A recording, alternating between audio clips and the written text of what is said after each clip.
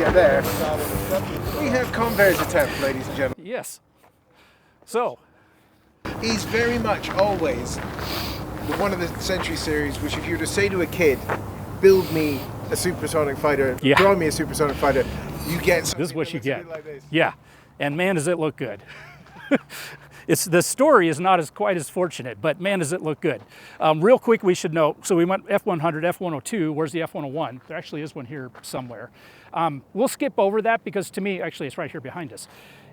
To me, it's less interesting. Its wing design is less interesting for this story that we're talking about. We'll let those beautiful F-18s pass. Yep, there we go. My countrymen doing their thing. I think I'm getting the good shot.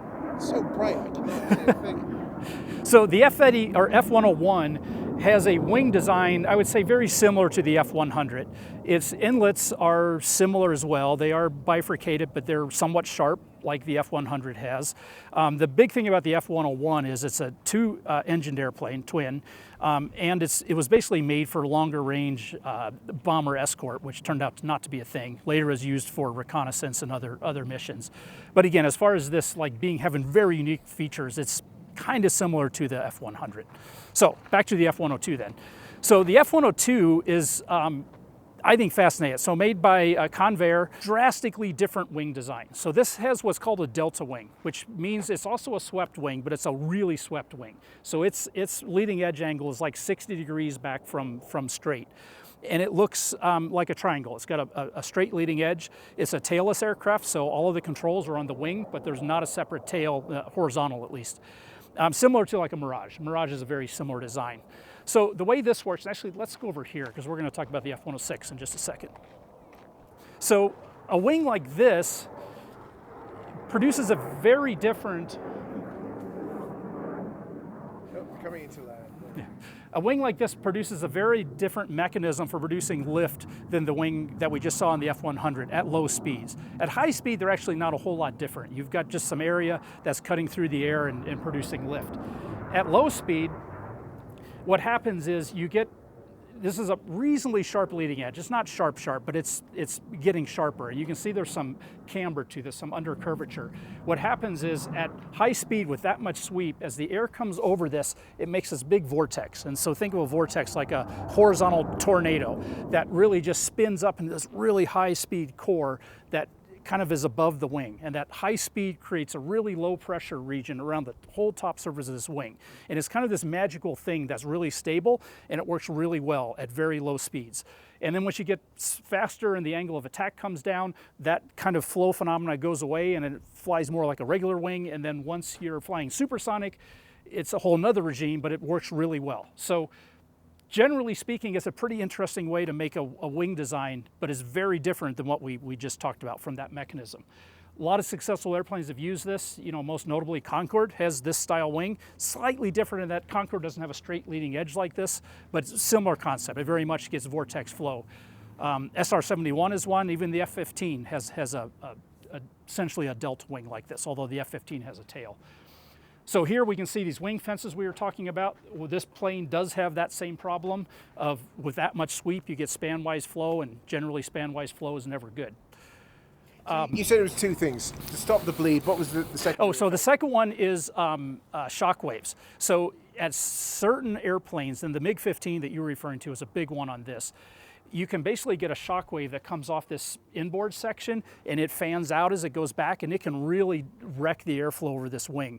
And so the MiG-15, this fence is like this tall, like it is ridiculously tall, and that's why, because when you're dealing with a boundary layer, the boundary layer is not very tall, so you don't need this fence to be very big to stop it. When you're talking about a shock wave, it's got to be really tall so it doesn't expand outboard and wreck everything. Okay. I think these on this airplane are just for boundary layer, but there might be some shock effect there too. Cool. So another interesting one on this, let's walk down here toward the wingtip. You can see this a little at the root side, but you can see it really big here. Look at this curvature. So you can kind of see my arms here. Like this is level here, and this is drooping down, I don't know, 30 degrees or more right there. So this is what's called conical camber. And so what that means is if you look at the leading edge here, it's hard to see because of the fence. This is a straight line that intercepts the fuselage. And imagine a cone shape where you got this big radius up here and a tiny little radius at the front. So that whole shape from here to there blends together into a cone. You know, think of like a dunce hat. And this was an attempt early on. There was a theory in the late 40s that was experimented with that this could be a very good way of producing lift supersonically. And the theory was as the air flowed over the top of this and a shock wave was formed, there would be this low pressure region over this whole upper side of this wing. And by essentially tilting the wing forward, the theory was that low pressure would actually suck the airplane forward through the air. So this big drooping part here was just that. It was like a surface for that low pressure to reduce drag on the airplane. In general, that theory is correct. The problem is the methods at the time were not very well known. They were kind of theories and kind of made up. And even though the effect is real, the amount of curvature you need wasn't really known. So they were just kind of guessing at that.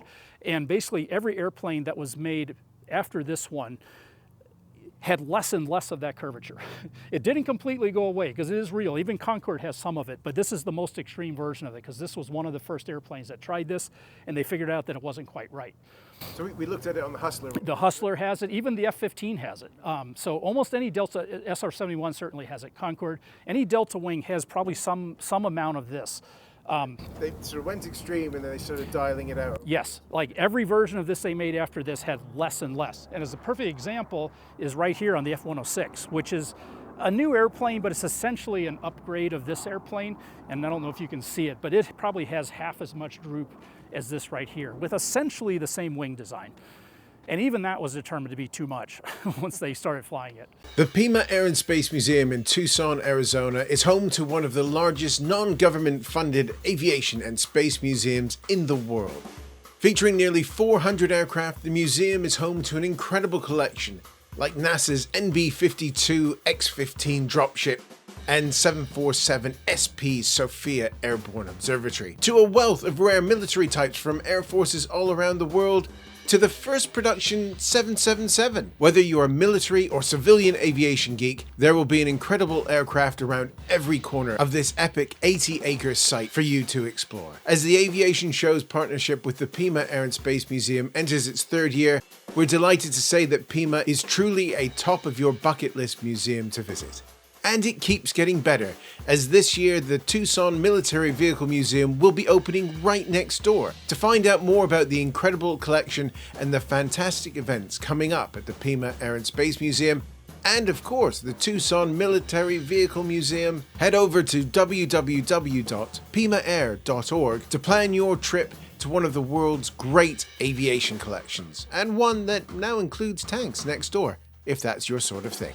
Okay, so there's one other interesting thing about this airplane, which I'm sure many of the listeners will have heard this story before. And that's the beginnings of what's called area ruling. So when this airplane was first designed and built, it was designed to go Mach like 1.3 or something like that. When it first flew, it would not even go supersonic. They could basically go put it full throttle, wouldn't even break the sound barrier. And essentially the fuselage was putting out way more drag in the whole airplane, honestly, than was expected or was predicted. At the same time, there was a researcher at NACA, the research institute here in the USA, the kind of forerunner to NASA, that came up with this idea. It was called area ruling. And what that says is that as you move from the front to the back of the airplane, if you kind of make slices through the airplane, you'll get like this cross-sectional area. And to minimize supersonic drag, you want that cross-sectional area, the change of it, to be as smooth as possible as you go from the nose to the tail. You don't want big abrupt changes. And it's the entire airplane. So you can imagine you start at the front, it's pretty good. You know, the nose is pointy, it kind of slowly gets bigger. The cockpit's pretty pointy, it slowly gets bigger as well. All of a sudden you get to the wing. So you've got this nice slender fuselage that has this cross sections that's just changing gently. You stick a wing on it, all of a sudden you start to get this big change of the cross-sectional area. And then as soon as you get to the back of the wing and the back of the airplane, all of a sudden it starts to just go away again. So you get these two big bumps in this distribution that causes a lot of supersonic drag. So the way you solve that is anywhere you in that kind of distribution that you have too much area, you just got to take some away from somewhere. So if you look at this fuselage, you can kind of see in the shadow there, there's like a dip right above about the 9 in the 393. And so that's the fuselage getting smaller in shape, and then it actually starts to get larger again, because that's right where the wing is at its max size, and then as the wing gets smaller, you want to make the fuselage larger again. And even more so, if you look at these, I don't know what these are actually called, this shape right here is exactly that as well. The original F-102 did not have this. So imagine this whole shape here, it's kind of like a pointy nose, it's a pointy tail to make that area change just as gradual as possible as it flows off the back of the airplane. So this is what, to the layman, is the Coke bottle? This is the Coke bottle, exactly. Yep, yep. And so the original F-102 did not have this. It wouldn't go supersonic. They essentially redesigned the entire fuselage to put those shapes into it, built a new one, called it the F-102A, which is what this model is. And all of a sudden, just that change, which you can see is actually pretty subtle. It's not that big of a change, but that made it go from high subsonic speed to like Mach 1.25 or something. And almost every supersonic airplane after this one has some amount of that. So think T-38. These days it's not as obvious. Like anything kind of F-14, F-16 on is really put into the original design of the airplane and how everything's laid out, and they're just a lot more blended. But in these early ones, it's very obvious when you can see that. Okay, let's head around and have a look at the intakes on this one. Yeah. Because as we were saying before we realized I was on mute, and as this is my show, we can't be having that, on this one is where we start to see intakes where we would expect to see them today, which is either side of the fuselage, yeah, and of a shape that's kind of recognizable. Yes. So the big change in this airplane, and remember, these are contemporary airplanes. This was done at nearly the same time as the F-100.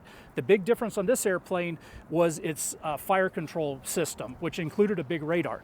So I think this is the first U.S. Air Force jet that had a big radar in the nose as an original design feature into the airplane. When you do that, you can no longer put your intake up here. So you've got to come up with a different intake design like this.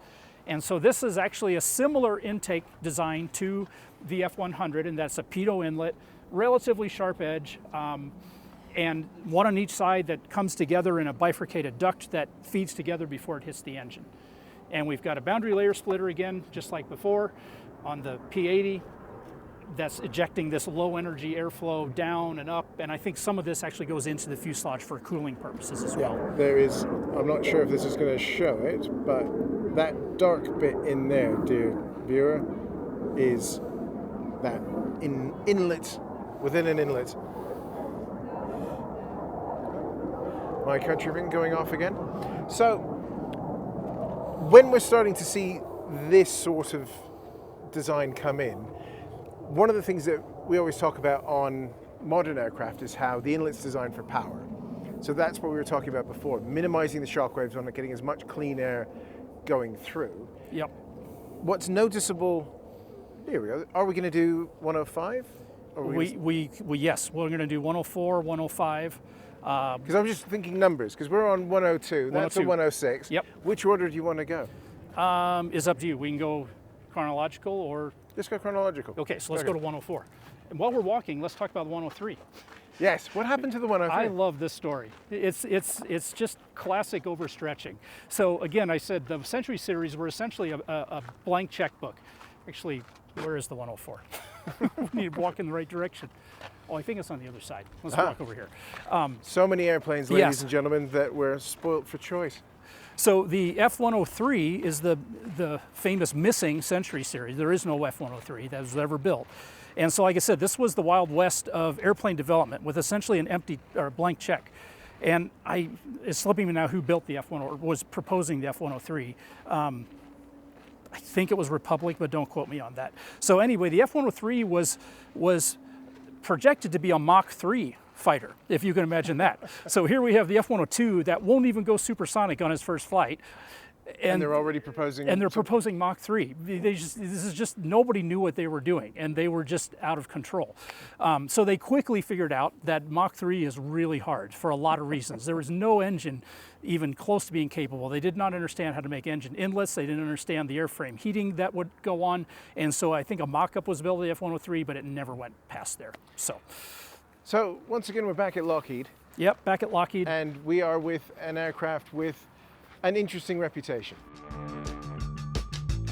Be sure to check out the full-length Century Series video filmed at the Pima Air and Space Museum and the 2 follow-up videos on the F-101 Voodoo and F-110 Spectre, better known as the F-4 Phantom II.